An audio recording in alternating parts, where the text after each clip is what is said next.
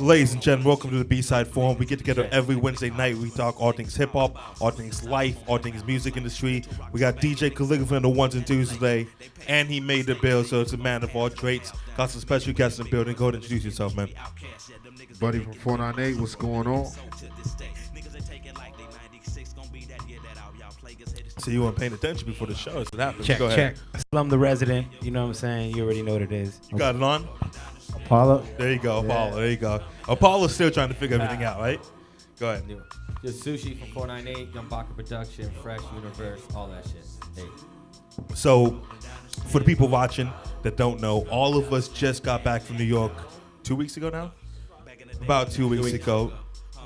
Tell us the feeling and the atmosphere that New York City brought to you.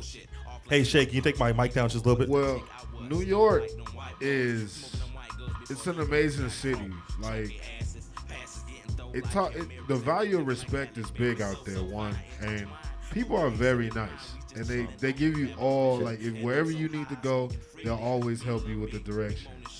And that, to me, was a big help because, you know. And you know that's not the stereotype is, right? The stereotype is New Yorkers are rude people. Yeah.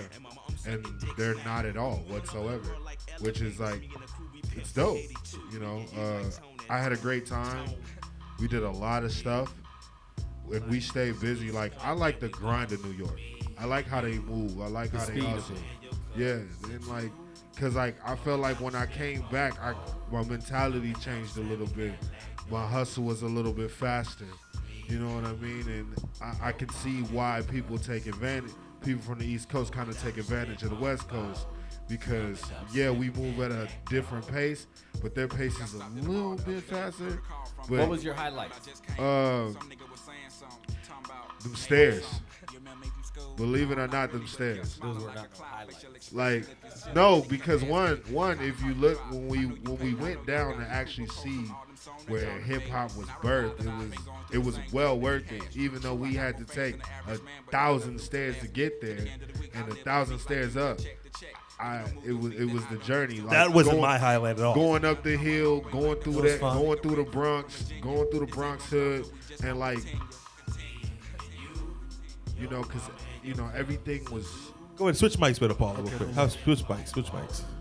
Apollo doesn't know how to hold a mic anyway, so it's all good. So, I mean, that was really my highlight because, one, I got to see the birthplace. Then we got access to where the parties actually happened.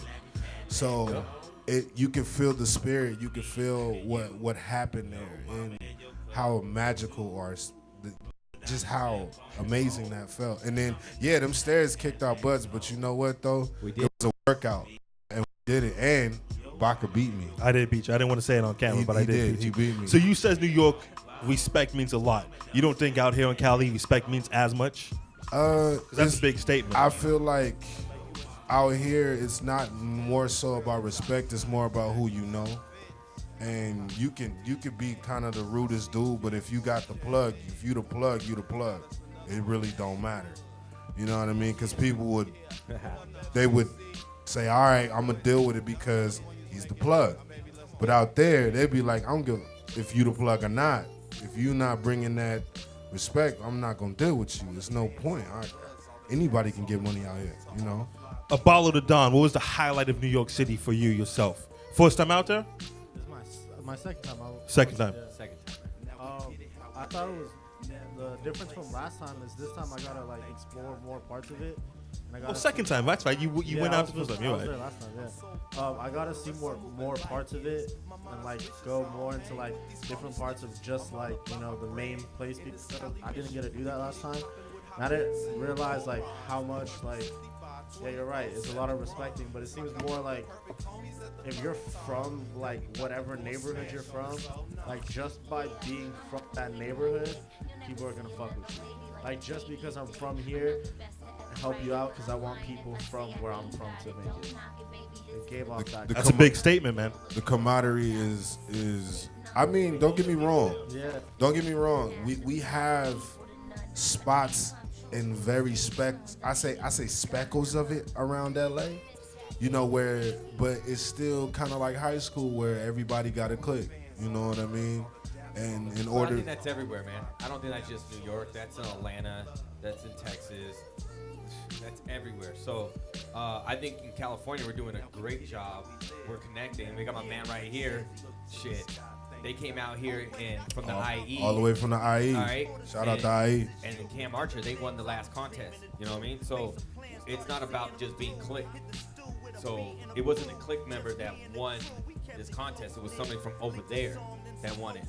So to me, I will say that it goes everywhere. The crew that we were messing with respected individuals that are doing their thing. So when we went over there, we worked with the right people. So that's why we weren't just swimming in the ocean. We were doing our thing. So what was your highlight, son? Man, I don't know. There was a lot of cool little highlights and shit. You know what I'm saying? I mean, I think one of the funniest things that happened was when Lego got burnt. You know what I'm saying? And it's a shame that he's not here to tell that story. Man, I wish he it's was It's here. a shame that he's not here to tell the story. That was a I good got it one. on the phone right There was a Man. woman. There was a woman that was smoking a cigarette Yeah. on the stairs, and the way that leg was positioned, he tried to make his Well, way past, yeah. and the cigarette hit his earbud, and he Yeah. went screaming like no one's ever heard another man scream before. Yeah. So that was one of the that was funniest a things. good And highlight. she was quite aggressive. Yeah, that was. Yo, and during that time, I'm over here trying to Marco Polo my wife. So I'm like, yo, we're over here at the venue. All of a sudden, Lego's behind me. He starts screaming because his ear's on fire. Yeah. And I'm over here busted up laughing, trying to capture it like an asshole. So that was the Lot of funniest thing. But what was your highlight I when think- you came home and you talked to your wife and she said, "What did you do?" What was the highlight? What's the first thing that you said? I mean, there's a man that, like, even till this day, I things pop in my head that I didn't even, that I forgot about and shit like that. But I think, like, for me, the highlight going to New York would be coming back and just noticing all the new followers and all the new people just fucking with my music and sharing my music and Snapchatting me, sending me snaps of them cruising New York, banging my shit. You know what I'm saying? Like, that shit in itself is already. right there. Do you think that New York appreciates and takes in your music more than California does? Yeah, definitely. Why is that? Let's figure it out. Well, I mean, for one, you know what I'm saying? Even the people that you grew up with really won't, like, believe in you until they see others believing in you. That's proven fact. You know what I'm saying? Yeah. But I guess there's a lot more appreciation for music, for bars, for, you know what I'm saying, everything in general that has to do with hip hop. They appreciate it much more. You know what I'm saying? They appreciate it much more. I mean, I really don't know why, because I mean, I appreciate hip hop and I'm from here. You know what I'm saying? But I mean, I guess everybody's just different. You know what I'm saying? But yeah, I get a lot more love and a lot more appreciation in New York than I do in New York and in LA. And I'm cool with that though. I'm good with that. Yo, I think it's maybe it's because it's coming all at once. So you go over there, we network, we politic, we shake hands, we did a lot of drops, we did a lot of stuff. So in that little short period of time, you're gonna have a lot of people looking for you. But back at home, you got people to come show you love. We were in New York, and you had people from Cali that was in the venue to show us love. Yeah. And it was real cool. Shout out to Curtis King. Yo, Curtis King he was out there. He was out there. He came through. So what was your highlight of New York City? To me, I liked it that we all came together with a plan, and this plan, we've been working on it for quite some time, and we went out there and we accomplished it. We didn't sleep for the first 38 hours, so we got on the plane, we went straight to the first stop. After that, we went to the next stop. After that, we got ready, went to the studio. Boom, we were bouncing. So to me, we had a plan, we conquered it. Everybody had a goal on what they do.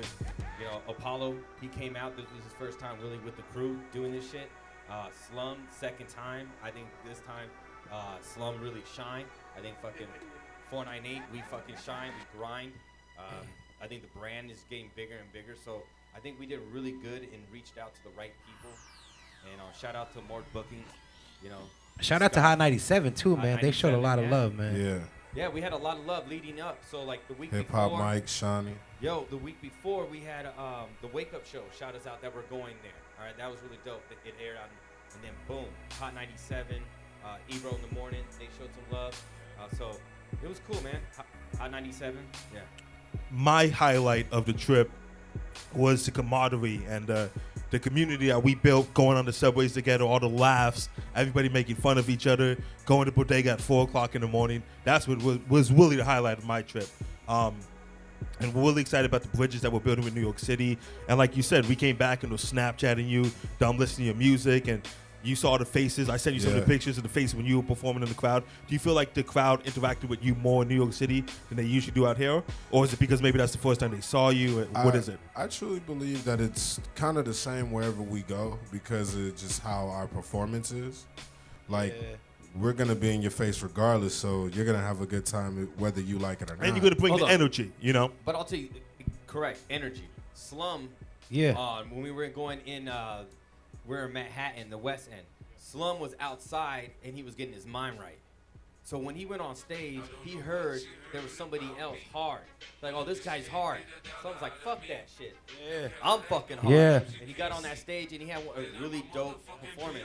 And your exact words was, "I'm gonna kill that nigga," right? You wanted to outshine it. Yeah, This is your chance definitely. to reach out to new fans in a brand new city, a brand new state, all the way across the country, and you took advantage of that opportunity. I'm trying to leave a lasting impression. You know what I'm saying? I want niggas to wake up and be like, "Yo, that fat little nigga that was," you know what I'm saying? Shit like that. Especially like, stuff bro. like that. That might be the only time that those people are ever going to see you perform. Yeah. So you could either flounder or you could rise to the occasion, definitely. put on a great show, and that's what you did. That's Yeah. people were shaking your hand, taking pictures with you afterwards. Exactly. Do you feel like you did the same thing? Yeah. I believe. But you always do that, right? Yeah, they always do that. But you know, It's a different type of energy. It yeah, is. It is a different New type faces. of. It's a different type of energy. It's definitely new faces, but we always come with one goal, and that's to rock the show. And I feel like we do a really good job of that We have a good wherever we package. go. We had a really good package we And were putting on. So. I feel I'm just happy and humble, fortunate and blessed that it was so receptive. Because they could. That's always a good feeling, right? You know, yeah, and they could have turned off. They could have just been like, you know what, man, they some Cali cats. Yeah.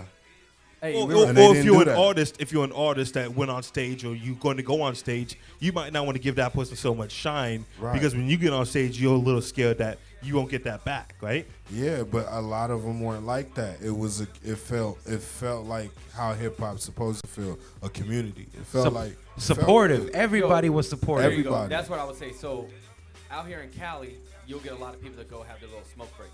You know what I mean? They'll go outside, smoke with their homie after they perform. In New York, I felt like they stayed inside. They made that area a party for them. Yeah, and they party. And, They party. and you know what I noticed too is they really serious about their craft, because like you said, they do stay inside. They may go out for their little smoke break or whatever, but they come right back in and they observing everything and everybody, Studying. bars, everything, stage presence, everything.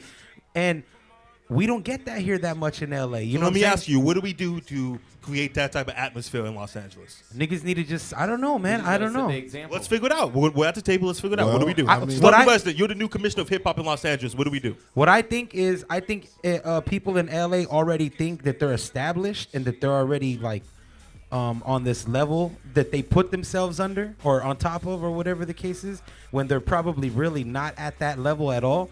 You know what I'm saying? A lot of people like to portray themselves as a superstar already, and I see a lot of these New York niggas, whether they got whether they got followers and numbers and yada yada, they still watching the next act because they looking at the next act, because that next act could probably take everything they got. And out here, niggas don't look like they worried about that, bro. Really quick, calligraphy. How do you feel performing in New York City? I thought it was dope. I thought they were very receptive. I agree with what you're saying, that I feel like they listened, like they were looking more so at other people. Kind of to go to the question that you posed to him, I agree with what Sushi said, that, we went to New York and we, for people who don't know, I was out there too. We went to New York and we worked with more bookings. Shout out to them. They had a very well curated project. So I think that the artists that we worked with, and like the bill was really clean. I think what we deal with, and probably what those other artists in New York probably feel the same way we do, is that like they go through so many promoters, so many people doing shows so often that like they get stuck in the shit that we get stuck into. I think that promoters should look more at the artists that we put into stages.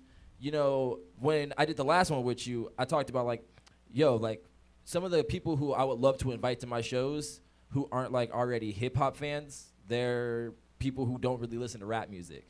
So like, I look at the bill and I'm like, oh, nah, don't come to this. Come next week. Come when I can show you like a good lineup of artists. You know, I think that promoters have just as much of a job as artists do about like booking and curating those nights to make sure that the energy's right, that we get the right fans. Lupe Fiasco and YG people aren't the same consumers. So, you know, trying to have them show up to the same show all the time and say, it's hip hop, it's unity, we all need to stand together. Lupe Fiasco fans ain't gonna fuck with YG fans. And it's not that like the music's bad on either end, it's different strokes, different folks. And I think that it's a little hard when, you know, promoters gotta keep a venue every other week and they gotta make sure that they got acts going. I respect that, man. But you know what? You can't say that all the fans at both shows we did in New York City were the same type of people or the same type of It was very sound. diverse, very diverse. So let me ask you a question, because the easy thing is to say that they were all dope. Do you think everybody on that show at both shows were good artists? I think everybody had talent at them shows. Real shit. Everybody had talent. That's saying a lot. Yeah, that's I think 20 people that. Well, every I one of mean, them you know have what? talent. You know, okay, look at I'm just playing devil's advocate. I don't know if they do. the or not. last time we went to New York, and then this time we went to New York. I watch a lot of the artists that perform. You know what I'm saying? And for the most part, yeah, they obviously creating those songs in the lab. You know what I'm saying? The songs sound whether they performing with the song playing, that's a whole nother story. Did you see a lot of that in New York? Not too much. I mean, you know, quite a bit. I think more so the R&B acts kind of use the you know what I mean? Use That's the a vocals. crutch. You have those adjustments in the studio. Yeah. But I mean, for the most part, it was pretty much a lot of talent I right think there. this time around was better than last time. Yes, definitely. So Definitely. I thought the talent on this lineup was set up. We had Hot 97 in the house, so everybody had to bring their shit. So it was good, man.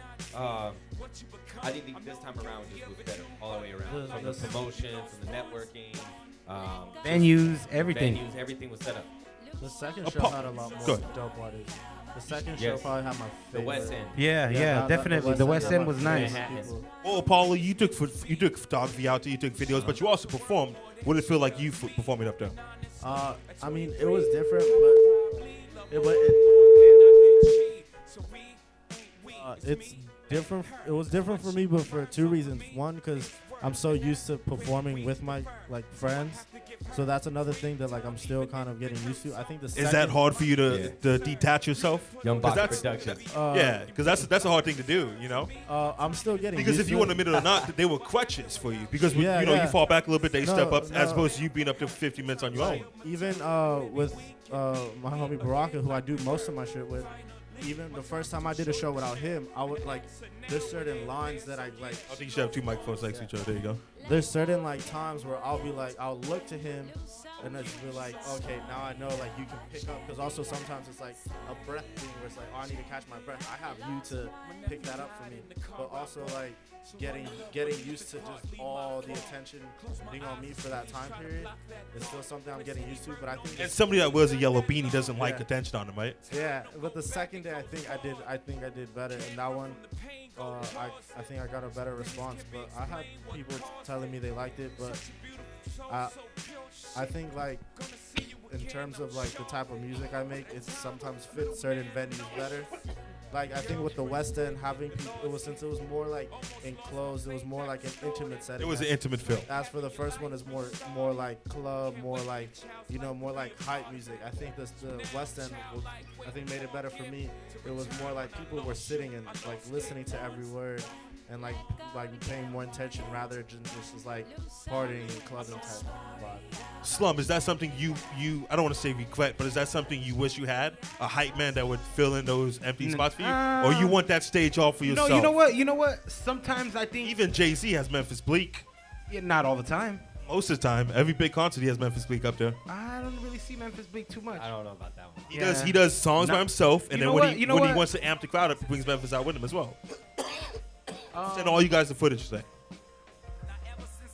When I make music, when I create, when I do things, I kind of reference towards Nas. You know what I'm saying? For some reason, with my projects. for instance, you know what I'm saying, not too many features and whatnot. You know, I don't really have any features at all, to be honest with you. And and that comes from the Illmatic, you know what I'm saying? He only had AZ on that, you know what I'm saying, whatever the case is. I see how he performs. It's only him and the DJ, you know what I'm saying? Like, as long as I'm able to catch my breath and as long as people are able to hear what the fuck I'm saying, you know what I'm saying? I don't really need that hype, man. Sometimes I think maybe I should, you know, but that's just gonna take from me, you know what I'm saying? So I don't really need like 2-3 guys jumping around behind me, you know what I'm saying? And we all see those acts that have 8 people come on stage just because none of them can command the stage. Yeah. So they lean on each other, right? Yeah. I'm not trying to do that. Everybody's different, man. Everybody's I different. believe- So we've seen those acts that have 8 people up there that That's don't know cool, what 'cause they're doing. Everybody's trying to play their part. Help their See, but like I believe that when you have it's not about he's no longer a hype man.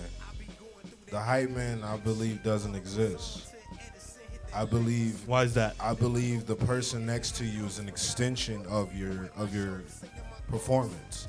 So like, if you got a perfect duo that can do it right, like for instance, like Eric B and Rakim, they were. I mean, you could But say you know those could were say hype man. he was behind the DJ, he was behind the shit, but he said a lot of the lines too.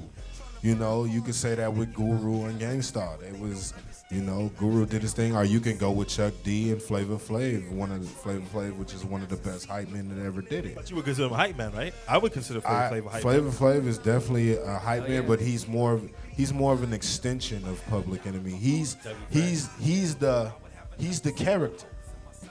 He's the mascot. Yeah, I was gonna What say they that. said He's is the that mascot. they were afraid that they came off too serious. They needed somebody to take some of the not Yeah. comedic relief, but somebody who likes the mood a little bit, and that's what he came in. Yeah, because he could break down. He kind of dumbed down how Chuck was very intelligent.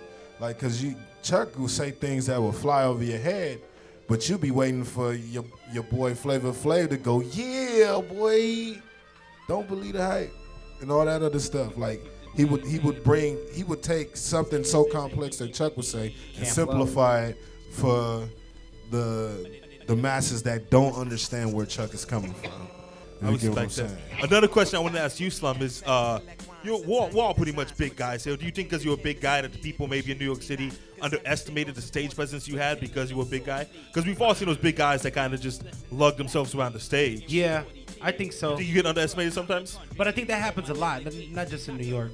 I think that happens a lot. when Say I New York, perform. so that's what we're talking about. Yeah, definitely. I think, I mean, people don't expect the big dude to have a fucking, I don't know, it's just kind of, you know what I'm saying? I mean, at the end of the day, hip hop is a lot of imagery, you know what I'm saying? So when, you know what I'm saying, you see a guy looking like Wiz Khalifa go up there, you're gonna be like, oh, all right, this guy must be dope. Most people, not me, you know what I'm saying? I listen to music, whatever, I let music speak for itself.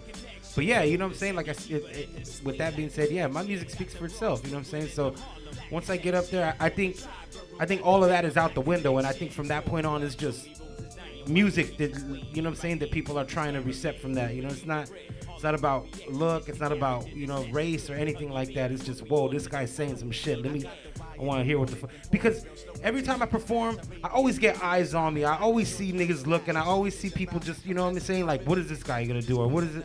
And once I start speaking to him, all that is out the window, and I just see people glued and glued in, tuned in, and they soaking it all up. So Let me ask you again, because you never answered the question. It was cool you came home and people were receptive to your music. But in New York City, what was your favorite memory? Your favorite moment, if you had to pick one. man, I don't know. There was a lot. I don't know. We had a lot. Name one. Name one that just pops in your head right now. I like chilling out at Rucker Park. Yeah, that was pretty nice right there, you know what I'm saying? Seeing the youth play ball, you know what I'm saying? Getting coached by the older guys, you know what I'm saying? That was pretty dope. I noticed that a lot. I noticed that in New York, older heads, you know, try to school the younger heads, you know what I'm saying? They give each other mutual respect. I see a lot of dudes taking care of their kids, bro. You know what I'm saying? Like, dudes is out there picking their kids up, walking home with their kids from school and whatever. Like, I mean, not that we don't. not that I don't see that out here in LA, I don't see it a lot. but yeah, you're absolutely right. I mean, I don't see it. That's as why when often you as do we see should. it, it's like, yo, that guy's Yeah, doing his thing. and that's- because it's so uncommon. Yeah, it's very common in New York, and I think that's pretty dope. But you know? that's also because the mobile of transportation, people are out more. Yeah. What versus our city where everybody has a car, so you can't necessarily see that. Oh yeah, old boy taking care of his kid. You know, you would never know. But out there, it's hand in hand. I'm gonna walk my shorty to school, make sure everything is good. Blah, blah, bam, bam, bam. But you know, I think it's because of the cycles that went out there. You know. A lot of them probably come from that, you know, not having them there, and now. But that's a big respect thing. Like, But I know a lot of people that didn't have it when they were growing up, and they the still don't cycle pass that on. continues, and the cycle it's, so continues. something needs to change. yeah, That was good. But from the last trip was in Brooklyn, and this time we were in Harlem. So I think the next time we go back, I'm gonna take my ass back to Brooklyn. Yeah, I like Brooklyn, man. I liked Harlem a lot, man. I really Harlem was did. good. I Harlem liked was Harlem good, a lot. but We were 2 blocks down from Rucker Park. We walked Edgecombe, and we really experienced the neighborhood. Yeah. Why do you like Brooklyn more than Harlem? I felt like I'm walking among people I like. I just felt very comfortable. The food, I felt like anytime we wanted to eat, anytime we wanted to do something, it was really close by. For example, we couldn't just walk outside and smoke a blunt. Nope. You know what I mean? In Harlem, In we Brook- did not do that. We in- have in Brooklyn, people we jumping did out of that. field goals, Bro. right? So and we were in Brooklyn. We had a whole area right next to our unit, in walking distance to the bodega, and then we were in walking distance to really close, 2 blocks away from the subway. So yeah, I kind of like it. So, You feel the same way? Yeah, I like Brooklyn a little more. I think Brooklyn was a little more community, had more of a community feel.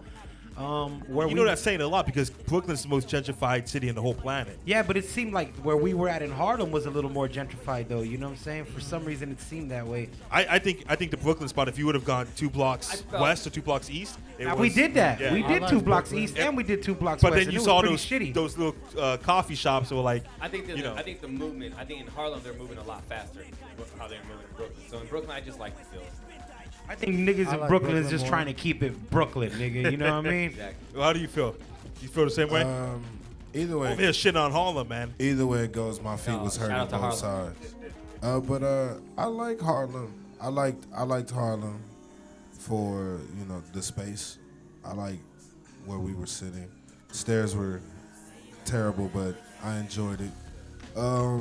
Brooklyn, I liked it as well Shout because out to Airbnb. it felt like home. It felt like how Venice used to feel. You know what I mean? Venice hasn't felt that way in a long time, right? Venice will never feel like it feels anymore. It's macchiatos and bullshit, if you ask me. Yeah. You got Coffee Man in the back and they're upset, dude. Hey, I'm just saying. No, Harlem was good. Caligula's to us. like, We yo, had man, what's everything up, we man? needed real close by. Yeah, but like, I like, you know, oh, my bad. Go ahead. but like I like if I had to identify it with something, it would be Brooklyn Yeah. because You know what I liked? I like the Bronx. I like when we were walking through the Bronx. I love you the talk Bronx. You talk about feeling like community. Everybody was out there. Hey, the Bronx is Everyone was tough, showing bro. love. The Bronx is had tough. Yo, some hey. of the most beautiful women I've ever seen. But Bronx niggas is on some other shit, bro. They're like, they don't really show too much love, bro. They looking at everybody pass by like, what the fuck y'all doing all the way up here, nigga? Cause I don't remember that. Give me one example of that. I don't remember bro, did you not get that from the I think cat? from a few places, because the problem is we were rolling deep. Everywhere we went. Yeah, that. you're We're right. we're like an interracial gang. They don't see Yeah, the you're right. the yellow, the yellow we hat. took over little spots. Like when we come into the pizza spot, it became our pizza spot. When we go into the bodega, we all went into Feel So ya, I like feel you grow up in this neighborhood and all of a sudden you see these Seven five, dudes right here seven walking dudes around walking like- at 3 o'clock in the morning like they own the fucking spot, right? Yeah. People like, yo, what's going on? You know? But Harlem showed love though. They show love. Harlem In Harlem, showed- they show love. Yeah, Harlem showed a lot of love, man. So with that being said, you talk about your music. Go ahead and introduce your latest music video, Slum. We're gonna play it right now. What music video is that? Like, it might be Selling Dope. Selling Dope. That's your latest one, right? Yeah. I got 2 on the way though. So I was trying to figure out. Yeah, Selling Dope. product of my environment. You already know what it is. Slum the Resident, Young BACA Slizzy. Productions, B-side form, baby.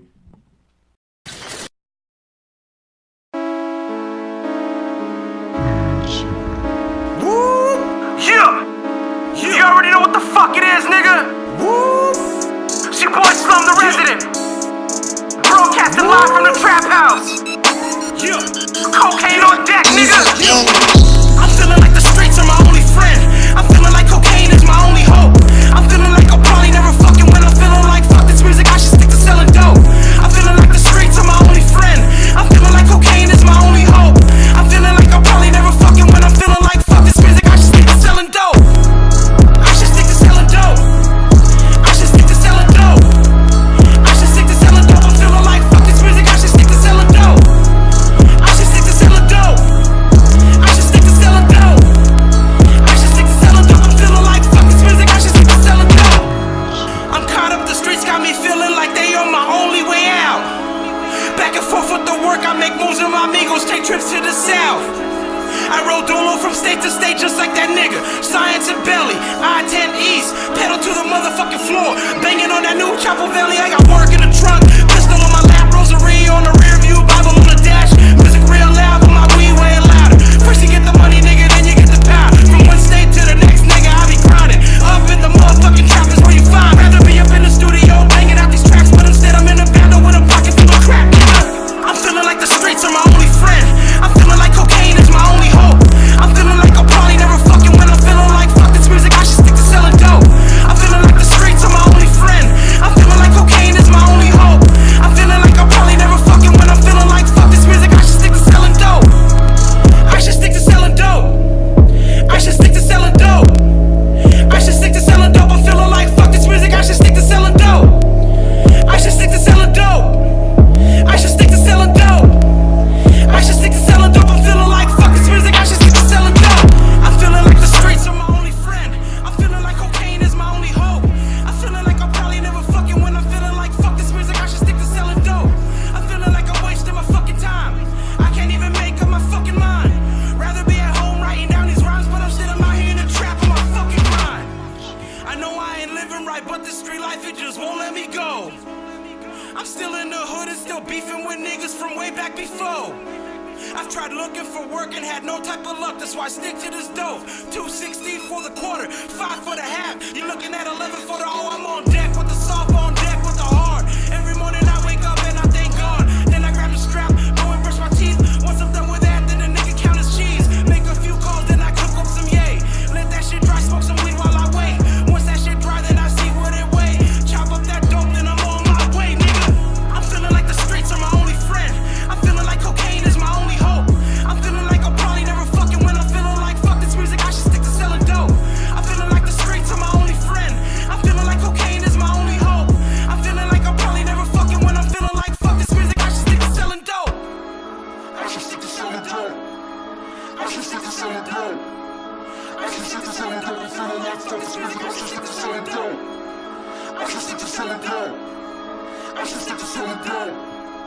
I should stick to selling dope. I'm feeling like fuck this music, I should stick to selling dope.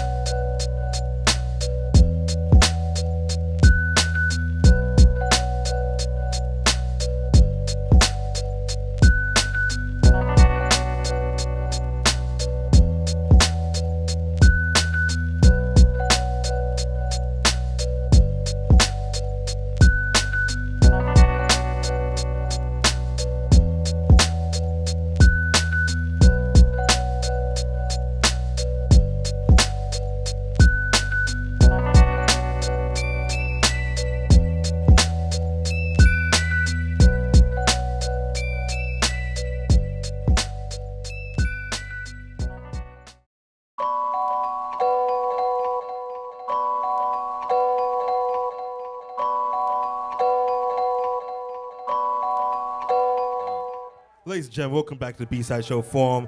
Talk all things hip-hop, all things music industry, talk all these cool contests that we did, that we have coming up. Speaking of cool contests, we got 10 Ford coming up.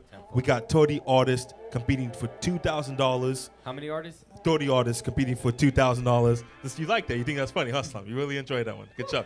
Good job. So what happens at this contest, 10 Ford, you get, as soon as you walk in, you pay your admission or you give us a ticket.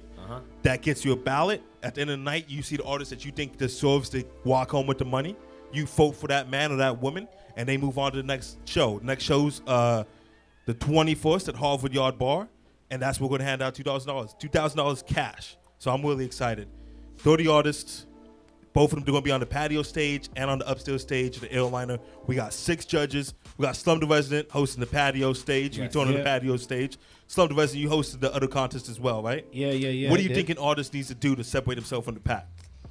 Man, $2,000 is a lot of money. I don't care what anyone says. 2 G's is a lot of money. For one, don't come with your fucking phone and ask for an aux cord. No. A lot of artists do that. You know what? A lot of them do that, though. Right, a lot of people do that. That is part of the criteria. You know what I mean? We got the judges are judging you by different things. If you come up not prepared, they're docking you. So what is the 5 categories that they're going to be judged on? Oh, man, you're going to put me on the spot. Put you on the spot. They're going to look at stage presence. Stage presence, professionalism. Yeah. They're going to creativity. Yeah. What? Crowd participation. I was going to say that, yeah. Original music. They really don't want you doing a remix. Going up there doing a remix and stuff like that. Well, you don't want to get up there and do a Tupac cover, right? Hey, that's not going to separate yourself from the crowd. We're going to leave that there. Yeah, there's a guy that I've does seen stand. Do stand. So Slum, back to the question. What does an artist need to do to separate himself besides being professional, being ready? Which they should be doing every show? Interact with the crowd, get them to really feed off of your energy and just participate, you know what I'm saying? Don't have them there, you know what I'm saying? Because anybody can just rap on stage, you know what I'm saying? But if you interact with the crowd and you talk to them, you know what I'm saying? All right, so you know what I would say? I would want to see the artist enjoy the opportunity and not focus on the money. Enjoy the It's hard to not focus on money. I think the problem is, I think the problem was, I think it's really important to do the right song selection. You pick the right song. And the reason why I said that, I think that Cam Archer, he won by 1 vote, all right? And the reason why he won Sailor Moon song selection, all right? The artist, Dustin Time, he lost because he chose the wrong song to do. I voted for him. A lot of people did, all right? Way to just step on the point, right, Apollo? But you got to get into this game, dude. The song wasn't right. It wasn't right for the atmosphere, right? Yeah. It was the wrong time for it. This is a competition. This was a trip to New York. Yeah. Bring the energy up. Yeah, brought the energy down. Yeah, you want to turn them up. You don't want them to go to bed, bro. So when you remember at the end, man, who I'm going to vote for, you're going to remember that person that stuck out, all right? Who interacted, who did this, who jumped out. And boom, what happened? By 1 vote, DJ Calligraphy and Cam Archer, they went straight to New York. What these people think is that they put a lot of themselves in the song, and this song means a lot to them. But in a competition atmosphere, you want to bring the energy up, like you said. You want to interact with the crowd. It's hard to interact with the crowd and interact with the judges when you're doing a slow, mellow song or a song that brings the atmosphere down. So the main thing that we want people to do is they want to bring the energy up. Basically, in layman's terms, nobody wants to hear your life story unless you have a trap beat. Well, no. I think people do want to hear your life story, but the finals of a competition might not be the spot to do it. You're not hearing what I'm saying. In a competition, you don't want to hear nobody say, yo, this song is near and dear to my heart. No, right you want to now. be remembered. Yeah. Okay, that's what you want to be remembered. You don't want to be, he was cool, but I remember that person. You can remember what a slow song. I mean, one of the top songs right now in the country is about like killing yourself. So I don't want to die. That shit is fucking depressing as fuck. But people would vote. You like for that, huh, Shaye? Shaye listens to that song a lot. I agree. I don't think it has to be like a trap song per se. Like it's got to be the right song for the moment. If your hit song is like something conscious, like I think you can run it if you think it's gonna get you like those hits. I don't think like if Logic was in the competition, Suicide Hotline would work. But I mean, I feel you. You can spit some life shit. That's what I'm getting at. Like, But I mean, for at instance, for instance, like you got. I look at it like this. I look at it like this. If you got a lot of women in the crowd, and you do something that's heartfelt, it might work. But if you got a gang of dudes in the crowd and you do something heartfelt, it might not be as receptive. Yeah, you gonna clear the area, bro. Yeah, they're gonna be like, yo, we But if gonna. that song is right. But that's what I'm saying. Like if the beat is crazy, if the beat's crazy and you can feel it, then it's different. But like that's the only scapegoat. Like it has at to the end of the be. day- What if it's like a bunch of hipsters in the crowd? They probably will respond to the. Then you have it once again. It comes down to It's- song it's selection. song selection. All right? You're But that's picking but that songs. but You you know see what? you see Yeah. the main point though. It's Song catering selection to is key. who you're performing to. But that means just understanding like the stage you on. You know, that's why Yeah, that's why 1000. me personally, that's why when I go to shows, I always have 2 USBs on me. And both of them have different sets. You know what I'm saying? Like well, they both have two different files with 2 different sets. You know what I'm saying? You have to because you gotta accommodate the crowd, bro. Sure. You know what I'm saying? You can't. Okay, I got offered to perform at Radiotron 2 years ago. They brought it back, Yeah. Radiotron in MacArthur Park. You know what I'm saying? They offered me a slot. I was like, cool. What time? Yeah, It was like from, I guess the festival was from like 12 to 8 or 12 to 9, something like that. All day shit. They offered me a slot at 3 p.m. And I was thinking to myself, at first I was like, yeah, I'm with it. Radiotron shit. Who the fuck wouldn't want to do that?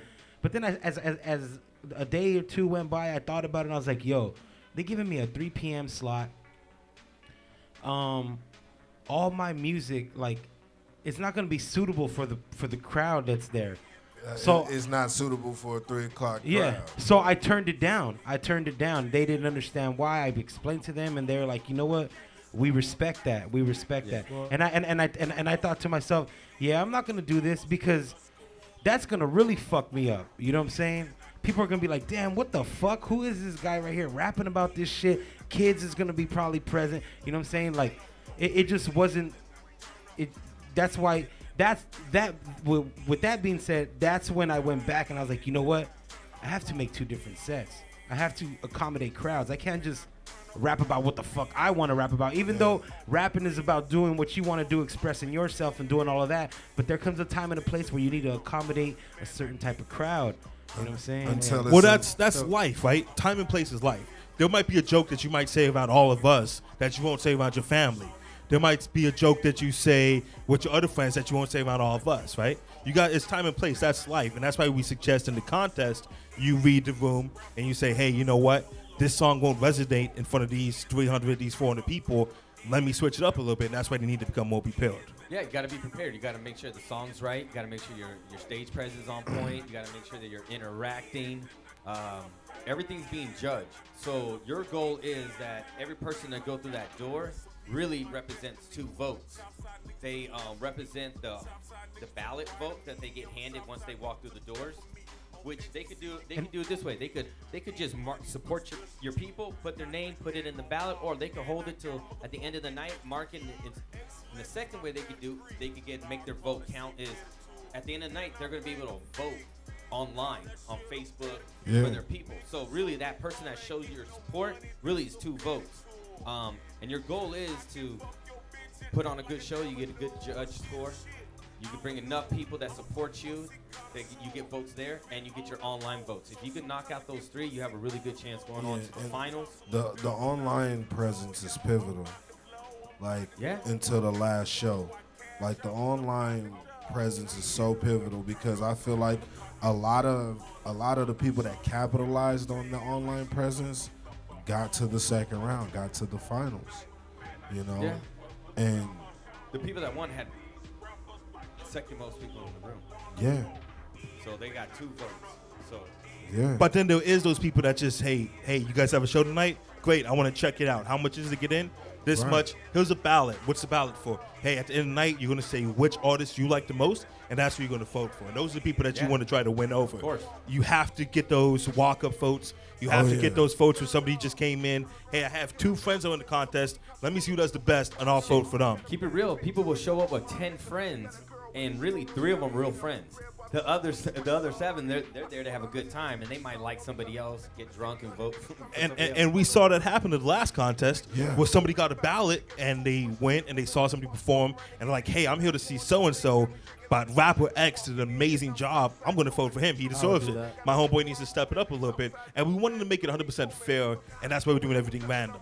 The stage you perform on is random. If you're going to perform upstairs, if you're going to perform on the patio, and the set times are random as well. So when you check in at 7 o'clock, you're going to be allowed to do a sound check, and then you're going to be told if you're performing on the patio stage or the upstairs stage.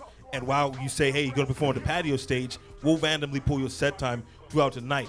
So Slum the Resident will be on the patio stage. It'll be 10 o'clock. He says, Rapper Y, you are up. Rapper Y, you need to go up there. You need to hand him your stuff. You need to be ready to go. Be ready to and go. you got to rock with it. Because there's no excuse. You're going to know what stage you're on. You're going to know if you're upstairs. You're going to know if you're on the patio stage. So your responsibility as a professional is to let your people know, hey, I'm on the patio stage. I'm not sure what time I'm going to be up. So just stay close. And once they call my name, I get all of you guys to check me out. And it shouldn't matter what stage you on. You should rock it regardless. Yes.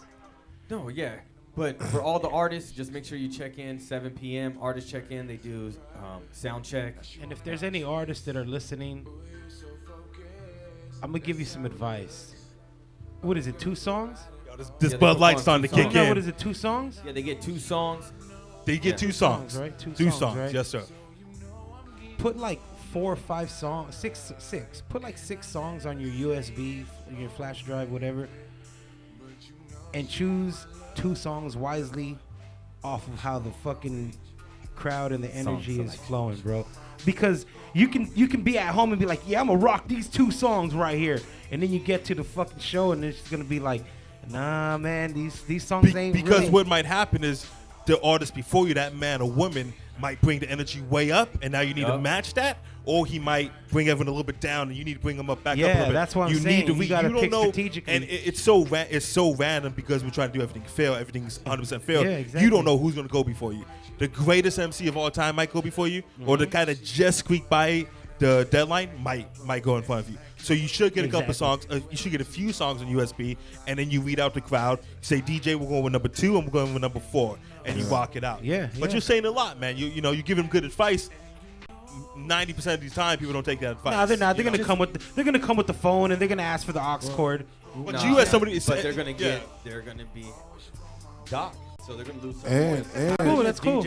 And if you bring your crowd, you ain't got nothing to worry about. Well, you do because you still have judges voting. Yeah, but my thing is this: if you bring your crowd know what they want to hear. So they gonna get hyped. But that's the great thing about it. That's the great thing about a contest like this, though. You could have your 7 people, but it's still gonna be 200 other people in that crowd. Oh yeah. You need to accommodate because you want to win over those votes. And not only that, we have 6 judges that are unbiased. No matter how much crowd you bought, they'll still judge you off those 5 categories. But I also believe in the Holy Ghost theory. If 1 catch the Holy Ghost, 2 catch the Holy Ghost. If 2 catch the Holy Gust, 3. So if you got a lot of dope judges.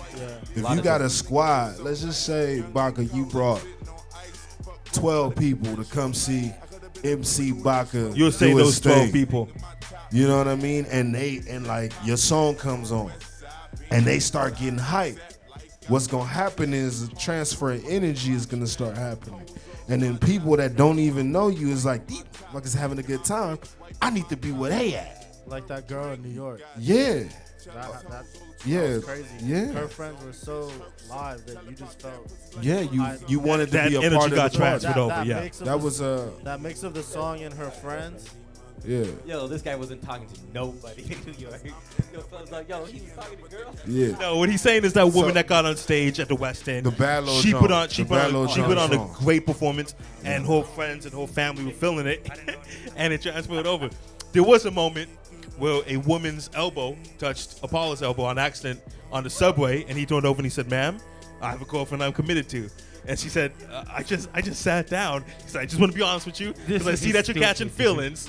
So All right, here we go. So let's get back to this fucking So back contest. to the contest is you could be up there and you could say bibbity boop blah, and if those 6 people are filming it, that's cool. Yeah. But you still have judges from LA Hip Hop, Of course. LA Hip Hop events, from the B-side show, from major clubs in Los Right. Angeles. They're not going to put up with that bullshit. Of course. That's of the course. thing, that we have 3 different categories, Yep. so there's no question about it. You have the crowd voting, you have the judges voting, and you have the social media voting. Yes. And at the end of the night, what we do is, Mr. Rapper Y, you performed. Here's your sheet. You got judged on these ones. This is the total score they got you. And LA Hip Hop event, vote this note. B-side show, vote this note. So maybe this is what you want to go study. So next time you come back to show, yeah. you know what you have to work on. So this time, hopefully, artists that are competing in this contest is watching. That ask for those sheets. Those sheets got some really good information that these judges are writing down. They're writing notes down. They're giving you stuff for you to some good feedback. So there was a lot of artists that did not take those sheets, and the ones that did made it to the finals, and they did really well. I believe the people that won actually got one of their sheets. So And we want to give you those sheets too. Yeah. We want to give you those sheets. We want to tell you what you got scored on, how many points you got. And we want to be totally transparent. There was a man last contest. He was in 6th place, and he said, "BACA, I feel like I was supposed to be in 4th or 5th place." And I said, "So here you go." We opened up the Mac computer. We said, "You got X amount of votes on social media. You got X amount of votes on crowd," and the judges gave you this number. And you know what he said? He said, "I can't argue that. It's all in front of my face, and we're totally transparent about it." So if you have any question about the score that you got, we are more than willing to show you what you got, and we want to show you what you at the got end of too. the day, we're trying to give an opportunity. That's what we're giving. We're giving you an opportunity to come out and you could take fully advantage of it. I wish I got this opportunity. Slum, I know Slum, wish you got this opportunity. No, So but I'm good though. I've been to New York twice in a year, so I'm good.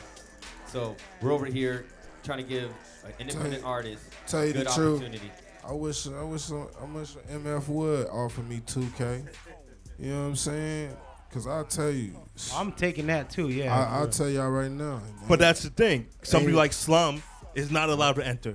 Somebody like Paulo Yeah. is not allowed to enter Nope. because if Or you Apollo, are, he just He gets in the circle. Yeah. Finds out he can't do shit. so Apollo's like, "All right, I'm he here." just fucked himself without knowing it, huh? So you mean What did I tell you? We did the Cali to New York contest. I said, "Apollo, you should get in this because you're gonna start taking photos. You're no longer be eligible for these type of contests, right?"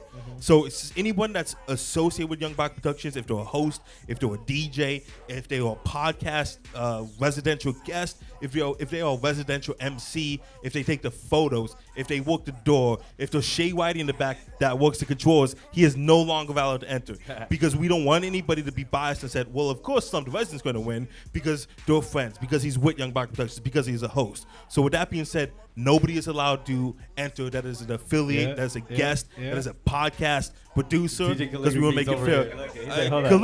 Calligraphy might have got boxed out. I mean, that's just being honest with you, man. So Calligraphy is like, wait a minute, I can't re-enroll?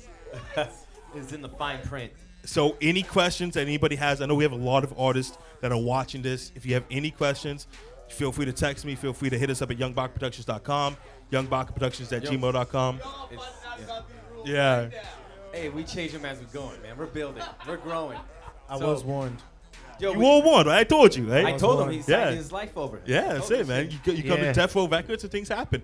Apollo hasn't hung out with his friends in 2 months, dude. He hasn't hung out with his friends in 2 months. I actually did see my friends for the first time after 1 month. There you go. But that's because I. Well, you know what? haven't- That's being a grown up, man. That's because I That's haven't being a grown up. I haven't Yeah. been here, so. There you go. Yo, with that being said, we'll take another break. B-side forum, Shaye Whitey's upset because he just figured out he can't enter any contest. We right back, baby. How long was that, Shaye? So that was 24?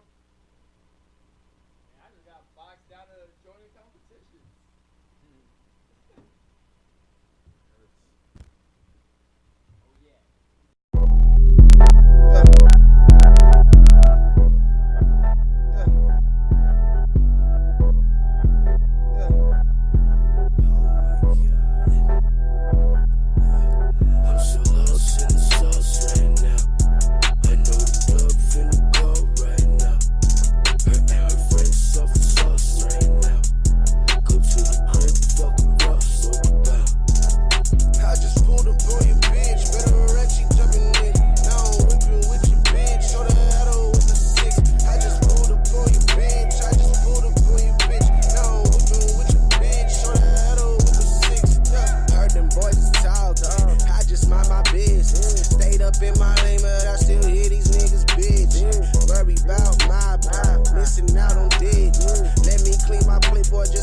you do the dishes. I heard them voices talk, but I never listen. Tunnel vision, making sure I'm sticking to the mission. Always check my laces, there's no time for niggas tripping. Started from the bottom, but the top is where I'm sitting. Fucked up and I'm still driving. Don't skate, but I'm still grinding. No jewelry on it, I'm still shining. Been a fresh nigga, no baby powder. Been a loose cannon, no safety on it. Touchdown, Tom Brady on it. If you sink or swim, I brought the Navy, homie. Cut the dead weight, they got lazy on me. Not used to the flexing. I've been fighting myself like I hate my reflection. Keep counting my blessings. And this life is a bitch, man, she'll fucking forget you. Getting high just to balance lows. Touch the road, there's no coming home. I'm living like a movie. Where's my Oscar, though? That's just how it goes when there's no control. Yeah.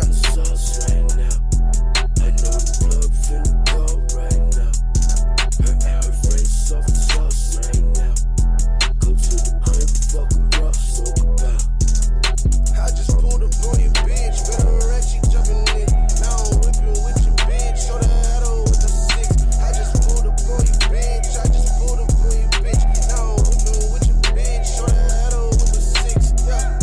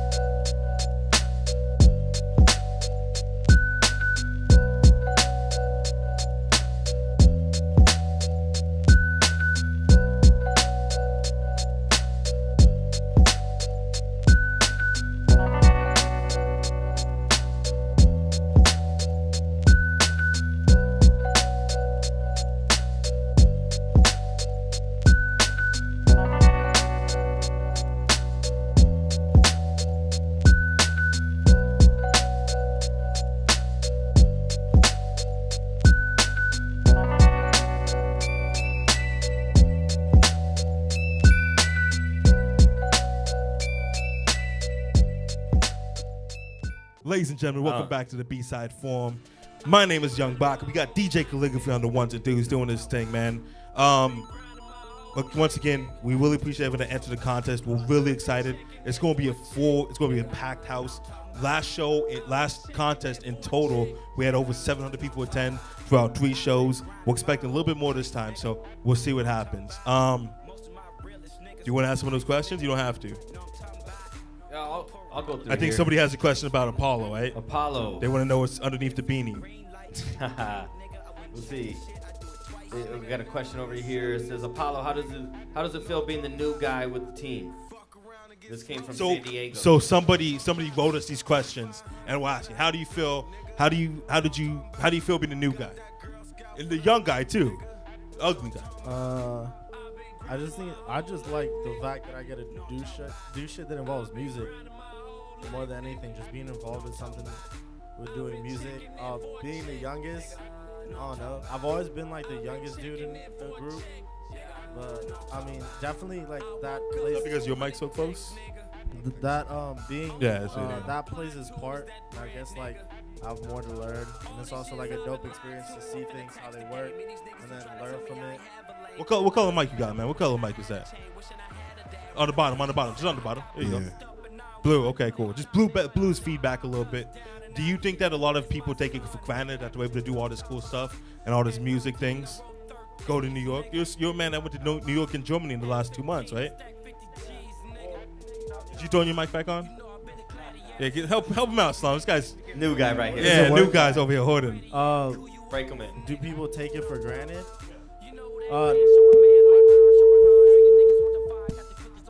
We've never had this issue before on the show. I didn't do anything. We've done a lot of shows. We've never had this issue before. I think the static from the beanie is coming through. I think there are a lot of people that take it for granted, but for me it's just like all I want to do is make music, so that's all I really care about. So the fact that I get to do That's not an easy thing to do though. Yeah, it's not. But I mean, like, even like when like back like when I was still in high school, like it was something like as if you wanted to do it, you had to prove. There were so many people around you doing it that you kind of had to prove yourself, and then like being around certain people. Is it mine? I don't think it's meant to be, Apollo. Slum, Yeah. did you get a lot of hate coming back from New York? Was there some people? You could use that mic. I think it's Apollo, man. I don't know if it's a mic. I think it's mine. Check. I think mine's too hot. Check. Yeah, we good right here. Check it. Yeah, I mean, I've been feeling the hate, you know what I'm saying, for quite a long time already, you know what I'm saying? But I mean, other than that, you know, I get a little, you know what? I get a lot of people, you know, that are genuinely like happy for me and proud of me and seeing me accomplish. Because they see where you've came from and what you're doing now. Yeah. And it seems like you're a lot more positive than you were 5 years ago. Oh, yeah, definitely. There's no question about that. Yeah, definitely. Is there a lot of people that you used to work with that are upset that you're going so hard for Young Bach Productions right now? I'm sure there is. I mean, I don't hear about it, you know what I'm saying? I mean, yeah, I don't hear about it, you know what I'm saying? I'm around y'all motherfuckers, and if I'm not around y'all, I'm around my wife and my kids. I don't really be hanging around with too many people. Man, we're too busy working. Yeah, you know what I'm saying? But yeah, I mean, I ain't got no hard feelings towards anybody that I've ever worked with, you know what I'm saying? Much respect and much success to them, you know what I'm saying? I hope all is well with them. I'm doing my thing. I hope they're doing theirs. But that's easy to say You know when what I'm you're saying? winning. It's easy to say when you're the guy that's going to New York twice in 5 months. Hey, I wish you the best. When these other guys are struggling to put together a show. Yeah, but I pay for my own shit. I'm not saying anything. No, I'm but saying- I'm no, saying no, it's no, I'm easy not for saying you to you are, say. but- I don't know. I'm but- saying it's easy for you to say when you're more advanced in your career than these other people that you work with. Yeah. It's easy for you to say, oh, it's all good, it's all love. But I the mean- guy on the bottom is like, yo, fuck this, man. But I mean, he could do the same thing. So- Anybody can do the same thing. So here's a Not question. everybody could do the same thing. It takes a lot of Not hard work. everybody It's can do not the same easy. thing. So- How many nights up late are you up? How many days have you gone to shows? You drove to shows by yourself. You rocked that shit. You drove home. You spent time with your kids. You went to bed. You Yeah. worked your day job. You did the same thing every fucking day. Yeah. Not everyone Yeah. has the ability to do that.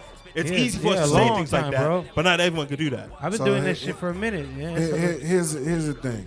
Everyone could do it. Everyone would do it. You have two choices in life. You can Win or take, lose. You can take it and you can be like, yo, I'm inspired. Or you can receive it and be like, you know what? Fuck that nigga. Like, and have a pity party. But if it's not, if whatever your actions are, if it's not gonna propel you to move, I say don't act on that. Yeah, I say go. You're a smart man, right? You Yeah, consider but- yourself a smart man. but a lot of That's a people- smart man thinking. But Not- Baca, most a people lot don't of think that people way. look at it like and say, yo, Slum has a good relationship with what we're doing. So you guys are going to work with Slum. Yeah, you're right. I am going to work with Slum because I've been grinding with Slum for many years. So I'm going to work with the people that I feel comfortable with and we're going to build with. And so if people will say, hey, it's because of relationships. Yeah, you're but damn right, yeah. it's But relationships. I mean, it hasn't always been this great. You know what I'm saying? We've been working. We've worked with each other for a long time, and we've had our share of conversations where we didn't see eye to eye and yada yada. But now we're at a point where we're all trying to do this. Like we're all trying to accomplish the same shit. We got a plan. Yeah. You know what I'm saying? So everything kind of, you know what I'm saying? Everything kind of came around full circle. You know what I'm saying? Just I've worked with so many people, bro. So many people, 498 including them. You know what I'm saying? Like so many. I would have never thought that I'd be here where I'm at right now. You know what I mean? Like traveling with 498, Young BACA, you know, all of that. You know what I'm saying? I used to work with so many other people. You know what I'm saying? But from just moving along and not to take away from anybody or anything like that, but I'm Take just, away from them. Son. All right, let's do it. Take then. away from them. Niggas. He's all right. Let's do this. Yeah. And then he's like, you know what? I'm finally around people that are on that same page, you know what I'm saying, with that same work ethic, with the same goals and the same plan. Not, you know what I'm saying, just trying to reach bigger and better instead of just settling for the bare minimum, you know what I'm saying? Yeah, we're working as a unit. We got goals. We're ready. We're excited. We know what we're doing. We're building bridges. The thing that's not talked about enough in all, I hate saying scene because it's so like close-minded, but in this industry, in the LA hip-hop industry, is work ethic. That's not talked about enough. It's not. Because half these guys are too cool, and I talk about it all the time. They're They don't too have to cool to work hard. They're you too know what? cool to go out there and hustle. And you know what though? You know, Can I ask? There's excuses too. The excuses that I got kids, I got baby mama be tripping, I worked all day. Everyone has excuses. I feel like a lot of people don't know the model of what hard work usually really looks like. Yeah. You know, some people think that you know, going to a 9 to 5 and putting in that 9 to 5 is the hard work. But if that's not where your heart is, then no, it's not hard work. It's just you're a robot. like there's one thing you can never get back, and that's time. You know, So go ahead. I think it's people don't understand what steady progression is. Man, you know, I think one thing that makes a good business is that you can do good every week. You might do excellent tomorrow. You might do excellent 2 weeks in a row. I need good every week. Like if you do a venue, if you do a spot, I need good every week. If you're running a business, if you're trying to grow, we need good every week because you're going to do great next week and you might do excellent next week. Yes. And then you're going to do good for 2 months straight. We need good consistently before we start having everybody say that we're going to do home runs and grand slams out the park. Good every week. If it's consistent, we going to get there because people know, like, I'm not wasting my money. How many shows do you go to where the promoter gets you good, wasting my money? I want good. I want every week that it might not be the perfect setup, the perfect lineup, or like the perfect show. But every week I'm not going to sit here and go, who booked these niggas? If any week you go, who booked them? You losing. Every week. Of course. It's got to be good. It's got to be consistent. The product got to be consistent. We want fans out here to sit here and say, when we come out here, it's good. It's good. What we do at Young BACA Productions, about 80 to 85% Talk that shit, of those Calligraphy. artists they have not done a show with each other. None of those shows. These are all new artists. 85% close to. Yeah, shows. yeah. So at the end of the day, only 15 to 20% is returning faces on the show. So we could keep it going. And who's doing good? We doing 20 shows a month. All right, now we're doing out-of-state shows, and we're expanding. So you're right, you have to put it up. And our goal is to just keep on giving these opportunities and different platforms and different just stages for them to express themselves on different levels, from all ages, you know. But you know what even down though? to senior But you know what though? Senior Sometimes citizens. there's a lot of artists that can contribute to that good consistency, but their work ethic is not good. So they may be good that one night, but then you won't see them until like another 2 months, and it's like, yo, what happened, bro? Like you nice. You have to work. You have to stay consistent. Yeah. Yeah. I feel Listen, there was these artists that I'm personally a fan of, and I enjoy the music, and they're actually pretty good guys and women. But I can't book them for shows because they're going to be late. And top of that, they're not going to bring anybody. And if they do bring somebody, they're going to bring their girlfriend. They want it for free, which is fine. That's your girlfriend. But the business, the work ethic, and the business ethic is so bad that I'd rather tell myself it's not worth booking those guys because the work ethic is awful. Because the show up late, they don't take this seriously. They don't take this as a business. This is a business. Me personally, this is how I pay my rent every single month. So for you to stroll in an hour and a half late, or hey, send me a text message 5 minutes before the show, hey, I'm not going to make it, that means a lot to me. Yeah, that's because taking away we from your money. Yeah. All of us I look at it like put in this. so much time and effort into this thing that me and this man are up until 3 o'clock in the morning texting each other about new things to do, or what if we do this, or this won't work out. So for you not to take it seriously enough for one night you don't take it serious enough, I have an issue with that because we're doing 80 shows a year. If you can't take it serious for one night, it's not worth me booking you. It's not worth us booking you. It's not worth us working with you. You need to get your work ethic up. Go ahead. I'm sorry, I didn't mean to cut you off. 80 shows is a lot more than 80 shows. I feel like you know when you. I was in the moment, dude. I was feeling. I get what you're saying. And to those people that do that, I say it like this, man. Like, I know you want the Grammy, but there's 1,000 steps before the Grammy. You know what I mean? Are you gonna take the ones that count? Yeah, there's gonna be times you're gonna take steps back. There's gonna be times you're gonna take 3 steps forward, and then you're gonna fall through and maybe find 6 steps back. But it's the fact that you're going through the resistance, and every time you get resistance, you choose to either move upstream and keep on going instead of staying stagnant. And like, you could be a great artist, you could be an amazing artist, but there's this thing called a whole lot of talent but a terrible attitude. And when you have a terrible attitude, people do not want to be around you. They do not want to kick it with you. They do not want to be around that energy, because after a while, that energy is toxic and it can poison everything that's dear to you to the point where nobody will mess with you.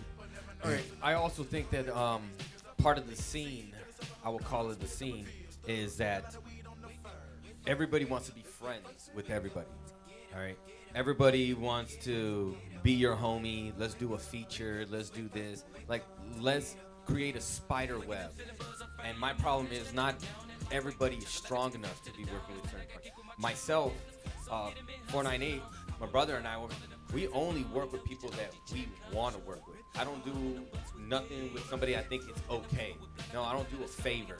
I don't do high fives. Let's just get in the studio and smoke some weed. And no, it has to have a purpose. It has to have a plan. But I see it a lot that the music is terrible, but that's my boy, so I'm gonna support it and be cool with it. My whole thing is, you're kind of also watering down your brand too. What's the point of making terrible music? What's the point? I thought. That's a safety net. That's a safety net. Yeah. It is politics. That's a safety net. That's like I'm gonna tell you you're cool, so then you tell me I'm good. No. That's what it is. I'm not agree with it, but that's what it is, though. That's what it is. With a lot of people, but it doesn't mean I want to do music with you. But I'll work with you. I'll find a way we'll figure something out. Let's get some shows. Let's do this. I'll find other ways for us to work with each other. But musically, to me, I feel like music is a piece of me. It's like if we do a song, you got an arm. If we do another song, damn, you got my other arm. So to me, it's very personal. So I just feel like when people just start working with people, I'll be like, damn, all right, everybody's working with this person. All right, everybody's working with this person. So my thing is, if you don't have a deal, you don't have a nice bankroll, I'm not listening. So. Well, you say it all the time, right? It's they want to be friends with each other. It's a safety net. I'm gonna say you're dope. You say I'm dope. We'll do a song together, and that's what it is. I'm gonna try to get a couple of your fans. You're gonna get a couple of my fans, and they do that with 200 other people. It's just, you always say music lasts forever. Music's always going to be there, man. So you make a song with some whack dude on a Wednesday night, that's always going to be there. When you let's say you blow up, let's say you do this, that song is always going to be there. And somebody can always say, but he made this. You know, he's dope, but he made this. Now, my thing is this: everything's a learning experience, and you should grow from every experience you get. You know, sometimes you are more advanced than the person that you're working with, or you're less advanced than the person that you're working with. At the end, this is all about support. We'll support you, your music, what you're putting on. So back to the making music though. The focus is it should always be on, let's see if we can just make a good song. If we can't make a good song, at least we put something together to see if we can do it.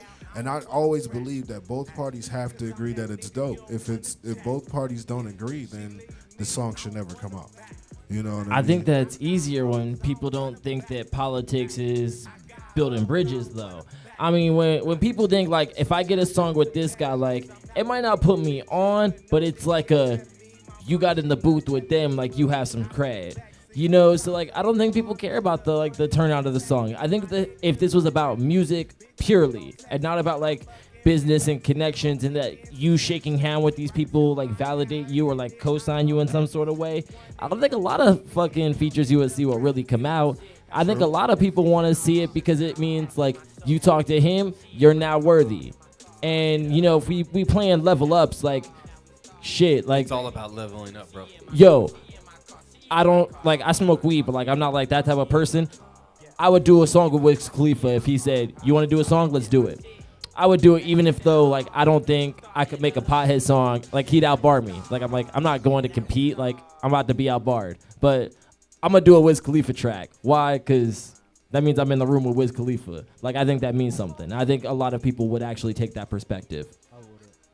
Of course, if the artist has a deal, then it's a purpose. If a person has a deal, hopefully they have an idea to put out the record. A lot of these artists just want to get together on a Friday, Saturday night, and let's get in the studio and work, and we're chilling. I don't see much of a difference between like your general artist and people who they see in the industry. I think that's the big thing. I think a lot of cats see like the big homies in the neighborhood, and doing a song with them validates their street cred as much as it does with like the promoters. Like, oh, if BACA sees me with these cats, like BACA's gonna book me. Like he ain't gonna give me, and if he does book me, he ain't gonna give me the first act. Like I'm gonna be later on in the night. Like I'm at least middle of the night. Like I ain't like the opener. You know, like I think people think that. Like I think that their social media presence, I think it validates the work they do. I think that's why people flex so much. It has very little to do with about like the work that people put out. It's about like the perception that people put work out because they want their reputation to precede them. If people cared more about like the body of somebody's work, I don't think as many artists get as far as they do. And it's not to sit here and say that I don't think there's dope MCs. I think that there's a lot of MCs who have been able to ride on the coattails of consignment compared to them being like hard workers. Facts. And that's where we see it all over in the scene. That's where my thing. I know a few people that just Yo, apologize. I know a few people that just look like they do shit, and because it looks like it, people are super gassed on them. But if you like try to find music or certain things, it doesn't exist. But in terms of like what Instagram is, they look like they're going out and doing shit, but then you realize you go and you're hanging out with some of their close friends. They're like, nah, bro, that shit's not. But that's image. Life is image. Like I hate to break it to you, but life is image. It's always going to be like that. Life is an image. Music industry is image. So on and so forth. Before we get out of here, man, you got any last statements you want to say? Because I know I've been cutting you off all night. Last statement will be: enjoy what you do, no matter what it is. Enjoy it, because the one thing you can't get back is time. So make every moment timeless. That's about it. And where can the people find you on Instagram, on Twitter, on social media, all that good stuff? 498THEFAM. That's it. There you go. Young Apollo, man, you got anything else you want to say? You want to let the people know where they can find you at? And go ahead. shout out Cali Waves Music Group. Cali Waves Music Group. There you go, man. Young Apollo, you got anything else you want to say before we get up out of here? No, you can follow me at Apollo_raps. And if you want, throw in a party on Friday the 13th, because I like that day. So throw in a party. There you go. So listen, if you want to say I'm throwing a party, you got to let the people know where the party's at. The party's on Santa Monica and Western. It's at like Thyme, I can't pronounce it, Thyme Arts. And it's just like a little art type thing. And we're just going to have our friends just be there, and it's just, you know, come through. Right. There you go. First of all, hold on, I want to say something. So I want to say Apollo. All right. Apollo's a fucking very lucky individual. All right. I'm gonna say my man right here. He's very lucky that we feel that he's bringing something to the table. We're gonna start be doing these filming videos. We're gonna be expanding all this, and I think my man Apollo could do it. He's a little wacky. He goes off here and there. A little wacky. This guy's out of. Okay? But he has a really good eye, and he's willing to explore it and try different things out. So I'm super excited about that, and I'm happy that he puts up with my shit. But we're gonna have a lot of cool little different projects coming out. We're working on Slum the Resident video, the 1st and 15. That's gonna be dope. And one moment I didn't get to talk about was a studio moment where everybody was there. There you go. And you guys obviously don't know what a blunt looks like, so I've never seen a blunt you know in my what I life, mean? so I don't know what You it looks like. You guys are the worst judges ever. So, y'all let I y'all voted let. for yours though. If you want to tell the story, you got to tell the a story. blunt contest. Yeah, we had a blunt contest and everybody voted I voted wrong. for yours. I'm Shout glad. out to Dipset.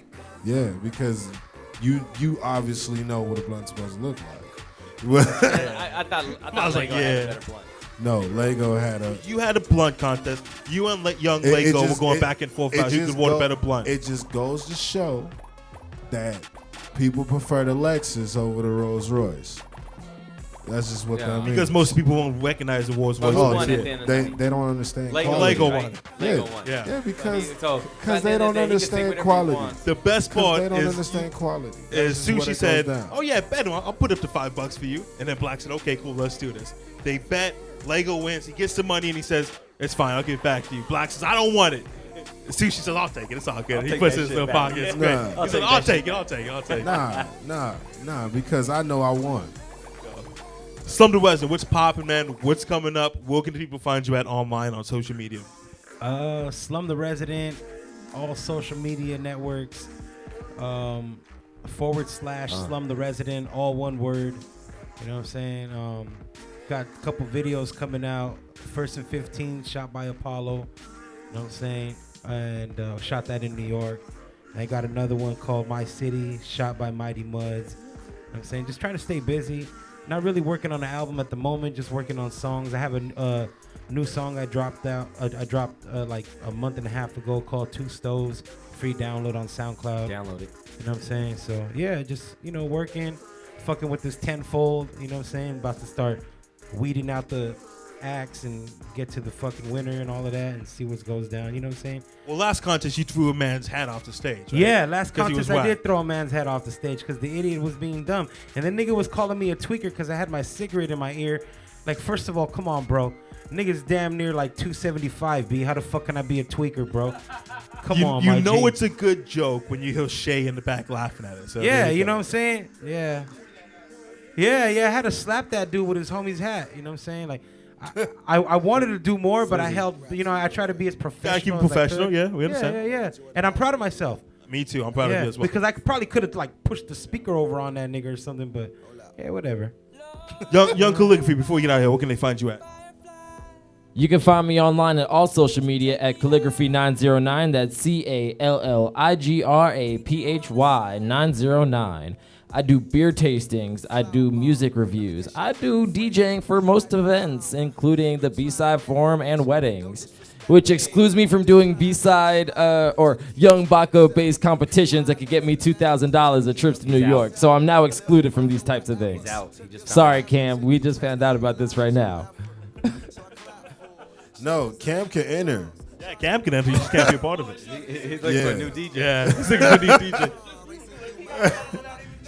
Where can they find you online, sir? You can find Michael Mendoza, Sushi. You can find me, Big 498 The Fam, all over the place. 498thefam.com.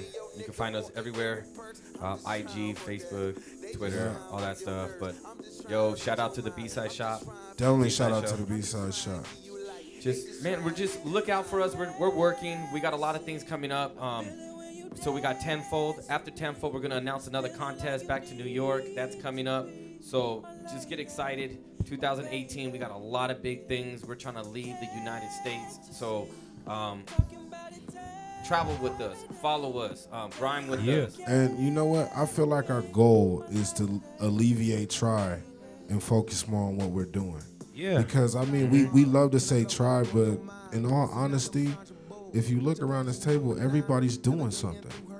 And it's positive. It's nothing that's not propelling your life forward. So it's nothing wrong with saying you're doing things. You're going to New York. You're putting on shows like Tenfold and giving people amazing opportunities to better their life, better their situation, invest in their craft. So there's nothing wrong with saying doing. We are now alleviating the word try. Try is no longer in the dictionary for us, and I guarantee you that it's just gonna get bigger and better from here on out. Yes. Also, let's announce. Also, we got a lot of things for Thanksgiving. We got a Thanksgiving giveaway. We're trying to bless You hear that? Try. No, we're gonna bless. Yo, Check. for sure. We're gonna bless for the third year in a row. 10 families with meals. If you would like to donate, contact the BACA Foundation at gmail.com. Heck, if you even know somebody, we not gonna put it out there, but if you know somebody and you believe they need help, please do not hesitate to contact. Yeah, we got Regardless. multiple different kind of events that we're giving out to fundraisers. So just look us up, Young BACA Productions at youngbacaproductions.com. Yep, thank you. There you go. I couldn't say it better myself. YoungBachProductions.com at B-Side Forum. Shout out to Shaye, Whitey in the back. Always been up with us every other Wednesday night. B-Side Shop, 130 N Sharpers Lane in beautiful Covina, California. And like my man said, we got a lot of cool stuff coming out, a lot of cool contests. But the biggest thing that we're working on right now is Thanksgiving Drive. For the third year in a row, we're blessing 10 families with a full Thanksgiving dinner. Day before Thanksgiving, we'll knock on your door, we'll give you food, and we're out of there. No need for pictures, no need for thank yous. This is what we're here for. We're going to help you out. If there's anybody that wants to get involved, the BACA Foundation at gmail.com. Hey, you say, hey, guys, I want to donate 10 boxes of stuffing. Hey, guys, I want to buy 2 turkeys. Whatever you feel comfortable donating, we'll let you know where that money or that food, what family it went to, so you know where your stuff's going to. Any other questions? The YoungBachProductions.com. At Young BACA. You can follow me on social media. I'll answer any questions you got. This Saturday night, 10-4 at the Airliner. We out of here, baby. B-Side Forum. Yeah. Hey. Take a picture and get out of here, dude. Good stuff, man. Thanks, dude. I appreciate DJ. Anytime, family. Means a lot. Yeah. That was really good, too, man. I was impressed. I didn't know what to